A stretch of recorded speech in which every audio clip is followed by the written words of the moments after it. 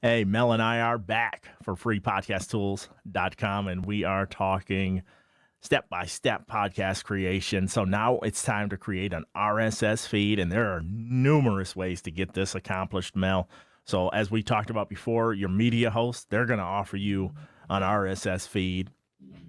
If you built a website yourself, you can create an RSS feed using the PowerPress plugin by Blueberry if you have a WordPress website. Okay. Other services, they'll have a way to make an RSS feed.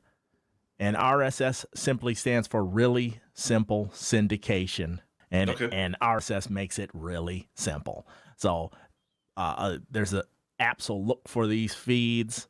You know, if you submit this feed to an app, it'll know how to parse it for the information that it's looking for. So MP3 files, I believe you can do a PDF, video file.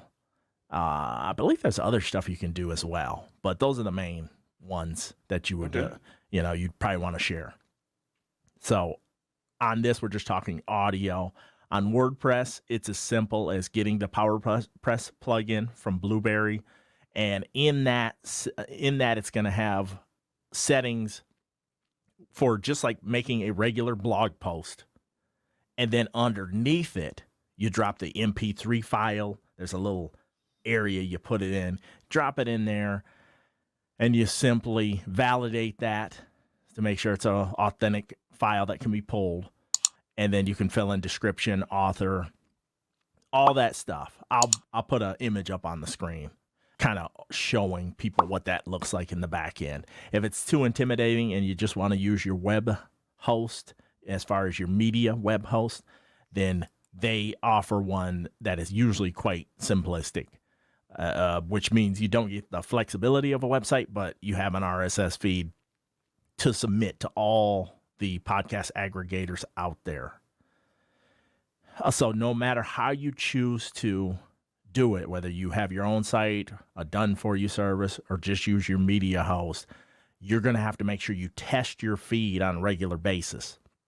A lot of people will just keep churning shows out, and then they have a silent audience that doesn't tell them, hey, we're not getting the stuff.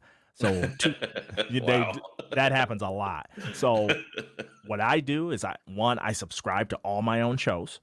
Smart. Just to make sure that they're coming out. And then there is another, I swear I'm not a Blueberry shill. They have another free service called Cast Feed Validator.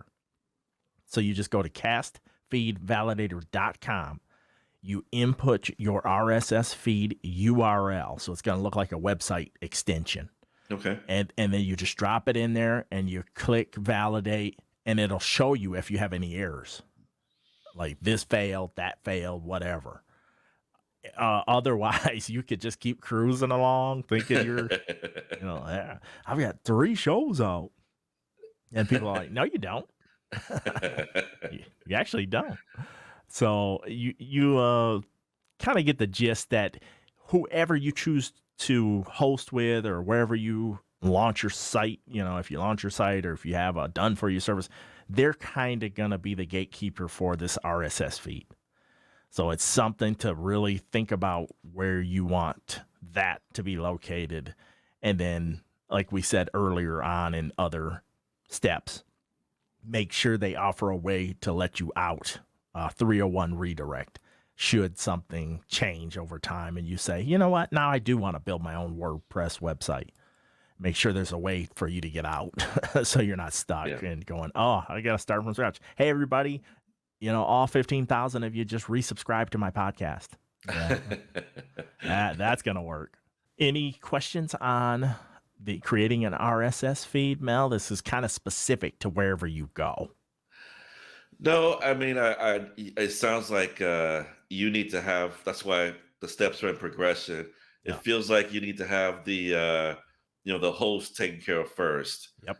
To make sure. But it makes sense. And then I record the file before this step because you need the file to complete this step. Okay.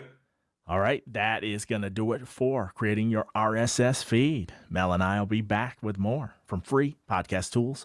com.